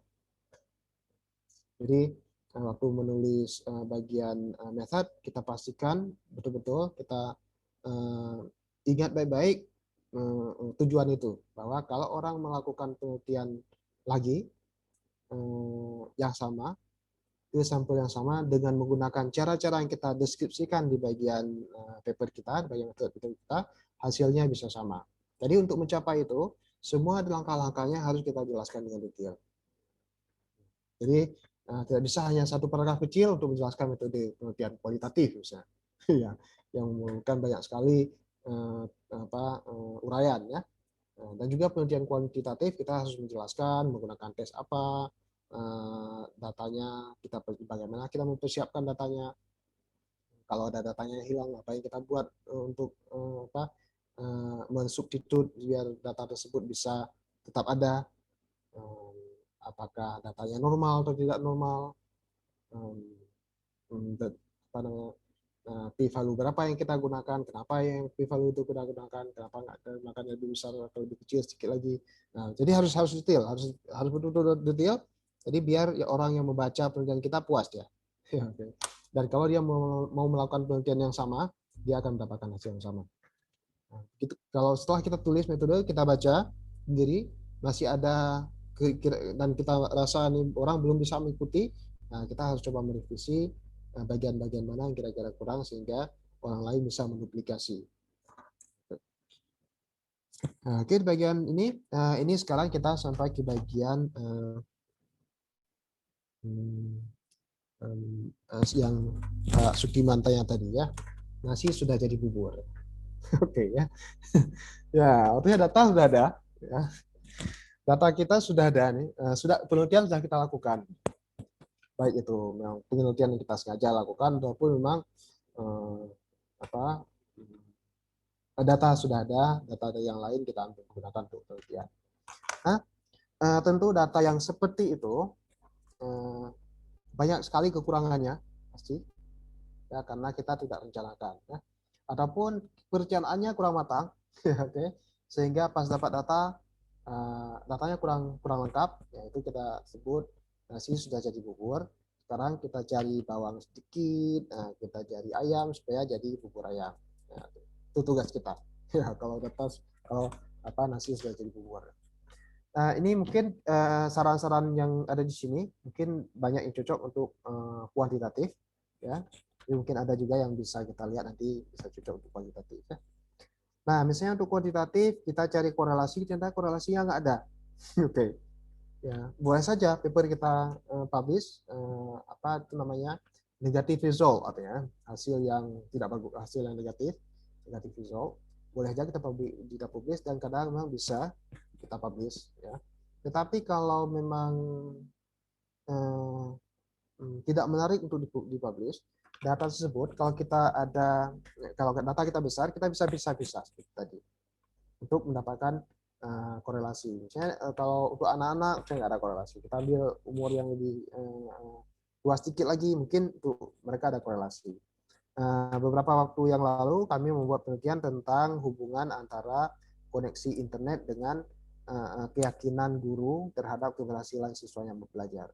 Setelah kami lihat banyak sekali nggak ada korelasi, kecuali untuk siswa SMP. Ya, berarti itu yang saya ambil. Jadi silakan kita ambil yang untuk siswa SMP misalnya. Ataupun kita bandingkan. Ya, yang penting kita pisah sehingga ada datanya lebih detail. Ya. Nah, mungkin bisa pisah antara guru yang ngajar di sekolah pedesaan, yang internetnya memang jelek, dan guru yang ngajar di daerah perkotaan yang internet yang bagus. Kita pisah-pisah datanya, yang kita analisa secara terpisah sehingga kita bisa menemukan yang bagian mana yang ada korelasi. Nah, bukan berarti kalau tidak ada korelasi tidak boleh kita publish, ya. Kalau kita pisah-pisah datanya akan lebih jelas, ya, akan lebih terlihat fenomena yang terjadi itu akan lebih terlihat dengan jelas jika datanya kita pisah-pisah, karena sesuatu yang benar untuk orang tertentu belum tentu benar untuk orang lain. Sesuatu yang benar untuk anak-anak belum tentu benar untuk orang dewasa. Oke, kemudian misalnya kita melihat apakah ada perbedaan nilai, misalnya kita kasih p-test, kemudian kita buat penelitian dengan susah payah, kemudian kita kasih post-test, ternyata nilainya sama aja, ya kan? Nah, daripada mempublikasi yang itu, coba kita pisah-pisah dulu. Mungkin kalau di kelas itu banyak siswa yang pinter, sehingga metode itu nggak ngaruh terhadap mereka. Mungkin itu contoh saja, ya. Jadi coba kita pisahkan siswa pintar dan siswa yang nggak pintar. Mungkin tuh siswa yang nggak pintar ada hasilnya. Ataupun kebalikan, untuk siswa yang nggak pintar nggak ada ngaruh. Tapi untuk siswa yang pintar mungkin ngaruh. Jadi caranya memisah-pisahkan jadi beberapa kelompok. Ya.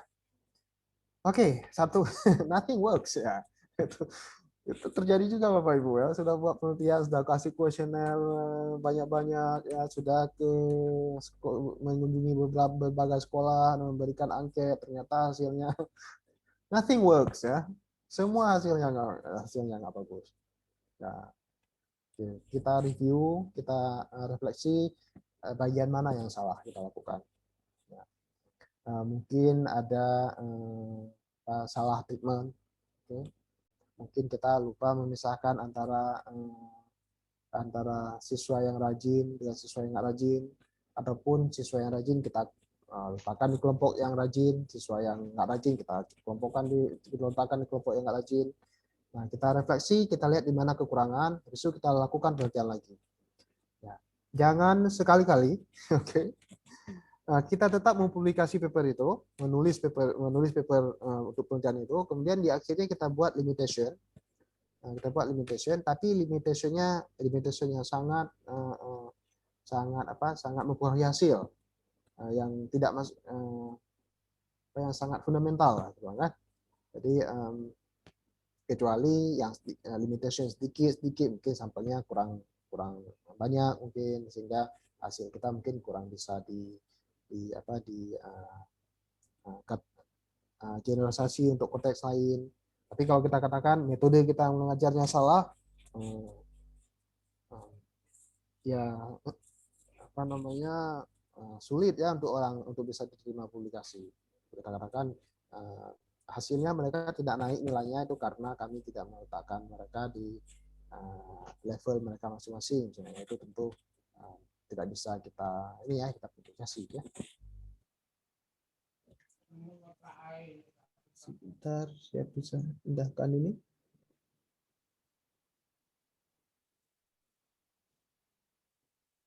Nah, oke. Untuk penelitian kualitatif ya, kalau sudah jadi bubur, bisa kita ikuti sebenarnya yang kemarin dari narasumber yang kemarin dari Bapak Irwan Abdullah sudah jelas untuk itu. Ya, cara beliau memperlihatkan itu sudah sangat luar biasa ya.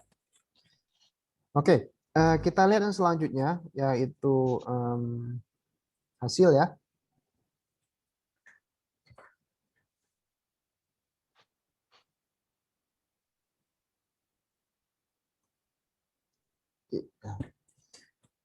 Nah, cara menulis hasil ya, kita mulai dengan kalimat pembuka untuk menghubungkan hasil penelitian kita dengan penelitian kita secara umum untuk mengingatkan aja ya, supaya nanti tidak lompat ya antara bagian sebelumnya dengan hasil. Misalnya seperti ini contohnya, hasil percobaan akan disajikan jadi kita ada kalimat pembuka ya. Kemudian yang kita untuk data yang kita pilih itu data-data yang penting, karena waktu kita dapat data dari penelitian pasti banyak hasil yang bisa kita analisa, tapi kita pastikan untuk kita publikasi itu hasil yang penting. Ya, yang nggak penting mungkin jangan diletak. Ya, bisa jadi yang nggak penting di ignore untuk penelitian ini, mungkin bisa untuk penelitian untuk paper yang lain ya. Kita masukkan statistik dengan sangat detail pasti untuk yang kuantitatif, dan untuk yang kualitatif disertai contoh-contoh ya. Contoh-contoh dari data, mungkin data bisa diperlihatkan data. Oke. Urutannya itu tergantung kita urutannya. Untuk penelitian kualitatif ada framework, misalnya kita menggunakan framework siapa, kita ikut framework itu. Jadi di bagian metode terlihat ada framework itu, di bagian hasil terlihat juga framework itu. Jadi kita pisahkan sesuai framework. Jangan bagusnya memang kita bisa per heading supaya jangan terulang-ulang ya. Untuk kualitatif ya, kalau terulang-ulang membingungkan untuk kita baca. Jadi kita pastikan secara kronologis, tapi kronologis itu menurut kita. Untuk kuantitatif mungkin bisa dimulai dengan deskripsi dengan data pemberian data deskripsi, kemudian baru statistik yang lebih statistik yang inferensial. Yang pertama statistik deskriptif dulu mungkin. Jadi lebih bagus jangan diletakkan deskriptif, kemudian inferensial, kemudian deskriptif lagi, kemudian inferensial lagi. Lebih sulit dibaca ya. Enaknya deskriptif kita berikan di awal, kemudian inferensial kita berikan setelahnya. Oke, kalau kita menulis paper di mana hasil and discussion kita pisah, harus hati-hati, jangan sampai kita menjelaskan, memberikan pendapat ataupun menginterpretasikan hasil penelitian ya di bagian result, karena kita interpretasikan nanti saja di bagian discussion. Kecuali memang kita gabungkan. Kalau kita gabungkan ya bisa sekalian kan. Tapi kalau kita tidak gabungkan ya satu persatu. Oke. Juga bisa untuk penelitian kualitatif. Hasil yang kira-kira dapat disajikan dalam tabel, ada secara visual, dalam tabel atau grafik, itu lebih bagus ya, karena lebih mudah membaca grafik daripada membaca tulisan pasti kan. Jadi kalau bisa kita berikan visualisasinya lebih bagus daripada kita berikan deskripsi. Nah, tapi itu tidak banyak kasus kita tidak bisa melakukan itu untuk penelitian kualitatif ya. Jadi bukan harus seperti ini. Jika kita bisa mengganti deskripsi itu ke visualisasi itu lebih bagus ya. Nah, untuk bagian discussion saya mau ada framework khusus, oke. Yang pertama secara umum nih, sebelum saya kasih lihat yang lebih detail secara umum. Kita di situ harus terlihat apa maksud hasil kita. Jadi bukan hanya kita ulang hasil, tapi apa maksud hasil kita, kenapa hasilnya demikian, itu penting sekali ya, terutama kalau kita mendapatkan hasil yang unexpected, ya, hasil yang berbeda dengan harapan literatur, berbeda dengan harapan penelitian sebelumnya. Kita harus menjelaskan kenapa demikian. Ya, penjelasan itu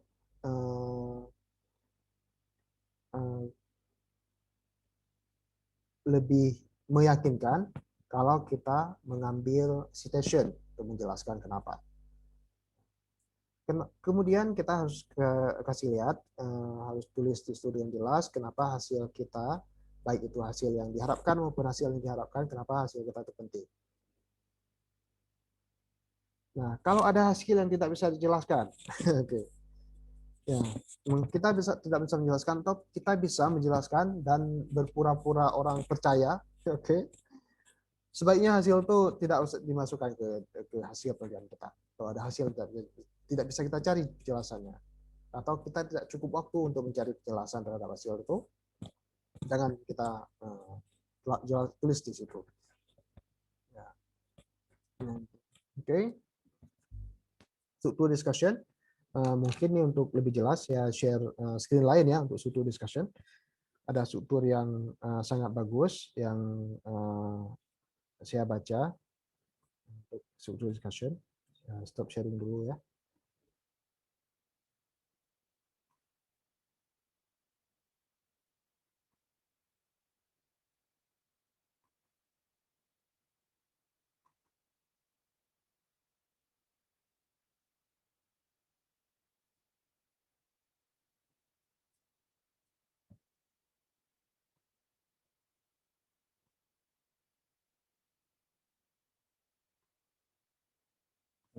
Oke. Nah, saya sudah mencoba menerjemahkan ala kadar nih, tapi aslinya bisa dilihat di lupa saya masukkan. Seharusnya saya masukkan ya. Baik, saya akan tulis nanti. Ini saya bisa share dan Pak Ibu bisa mencek dari bahasa aslinya. Nah, di bagian discussion, jadi ada beberapa hal. Pertama background information, kemudian hasilnya kita ulang. Yang ini agak opsional, bisa dibuat tidak. Ini juga opsional. Oke. Nah, background information di sini kita menulis tujuan penelitian, bisa tujuan penelitian ataupun research question ataupun teori atau metodologi untuk menghubungkan antara hasil dan discussion. Ini bisa satu kalimat, bisa dua kalimat. Ya. Ya, kebanyakan penulis ini membuat satu kalimat untuk ini. Saya zoom sedikit ya biar lebih jelas. Kemudian reporting result. Di sini kita mengulang hasil. Sebaiknya kita tidak mengulang terlalu detail di sini hasilnya. Oke. Tapi di sini kita ulang hasil dan kita sebutkan apakah hasil itu expected atau unexpected.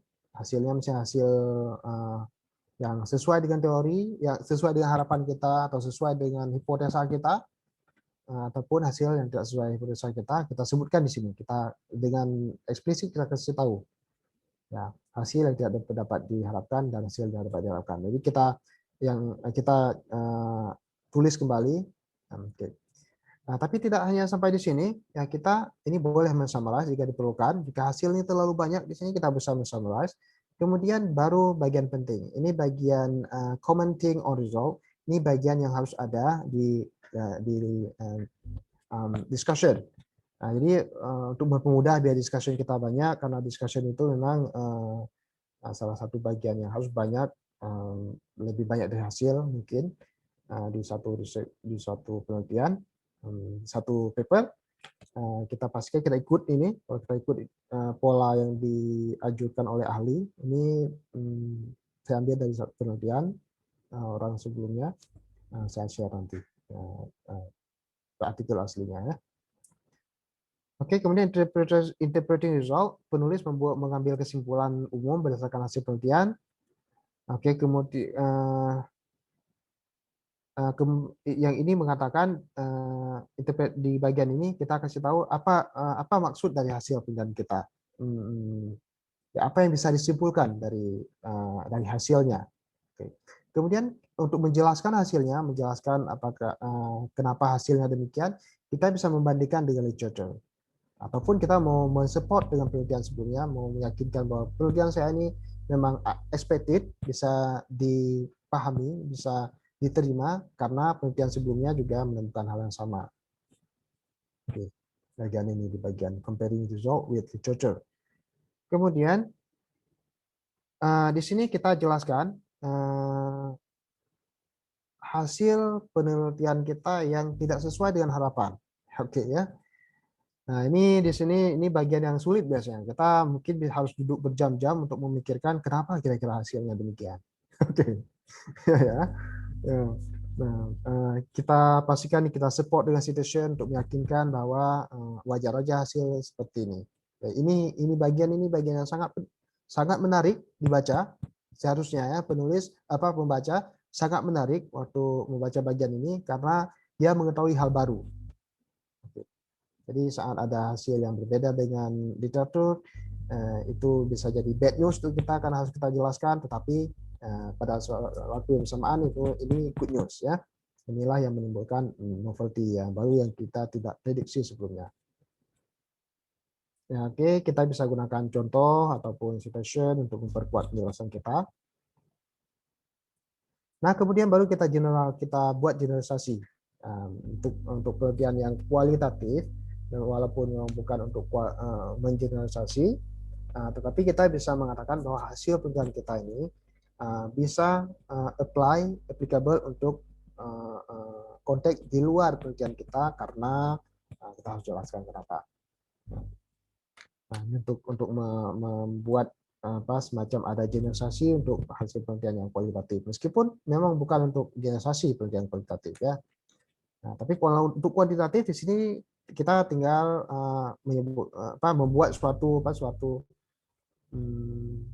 generalisasi bisa atau disebut teori ya, bukan teori yang serius ya, suatu ilmu pengetahuan baru yang orang belum tahu, yang pengetahuan ini ternyata apply ke konteks, seberapa besar konteks yang bisa apply. Itu bisa kalau ditanya mencakup Asia Tenggara mungkin bisa apply ke Asia Tenggara, ataupun bisa apply untuk orang yang belajar bahasa Inggris sebagai bahasa kedua atau bahasa asing. Jadi lebih bisa buat generalisasi lebih besar. Di sinilah dibuat generalisasi.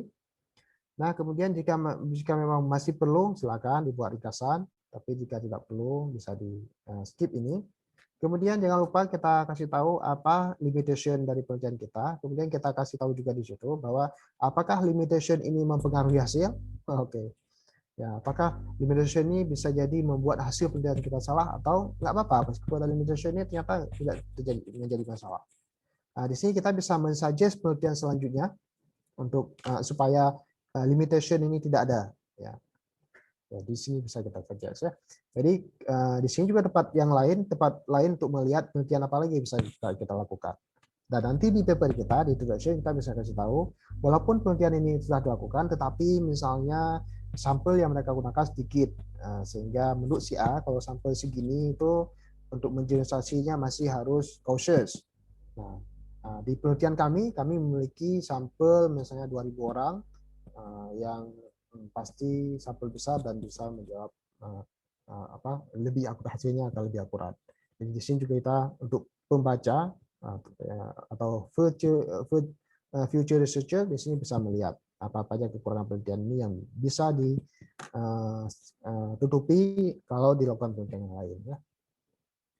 Oke, suggestion di sini, suggestion untuk stakeholders, kemudian ini di bagian ini kemudian menjalankan penelitian lanjutan. Penelitian lanjutan bukan di limitation, kalau limitation ini penelitian untuk menutupi yang ini ya. Kalau ini penelitian lanjutan, apa-apa ya penelitian lanjutan yang bisa dilakukan. Ini yang penting ya, apa implikasi ya, implikasi misalnya pedagogical implication. Apa yang bisa dilakukan oleh praktisi kalau dalam hal contoh saya tadi guru untuk menyikapi hasil penelitian ini ya. Demikian ya bagian discussion. Ini saya lihat memang bagian discussion mungkin bagian yang agak sulit ditulis, tetapi juga ini bagian di mana tempat penulis boleh mengungkapkan ide di sini ya, boleh mengelaborasi gitu. Di sinilah kita bertindak sebagai orang yang menghasilkan ilmu, membentuk ilmu baru di sini, menjelaskan dengan detail hasil penelitian kita. Bagian yang paling enak dibaca seharusnya bagian ini ya, bagian ini paling enak dibaca seperti membaca buku, membaca satu bab di buku. Baik, saya coba kembali ke ini untuk yang terakhir, untuk bagian terakhir.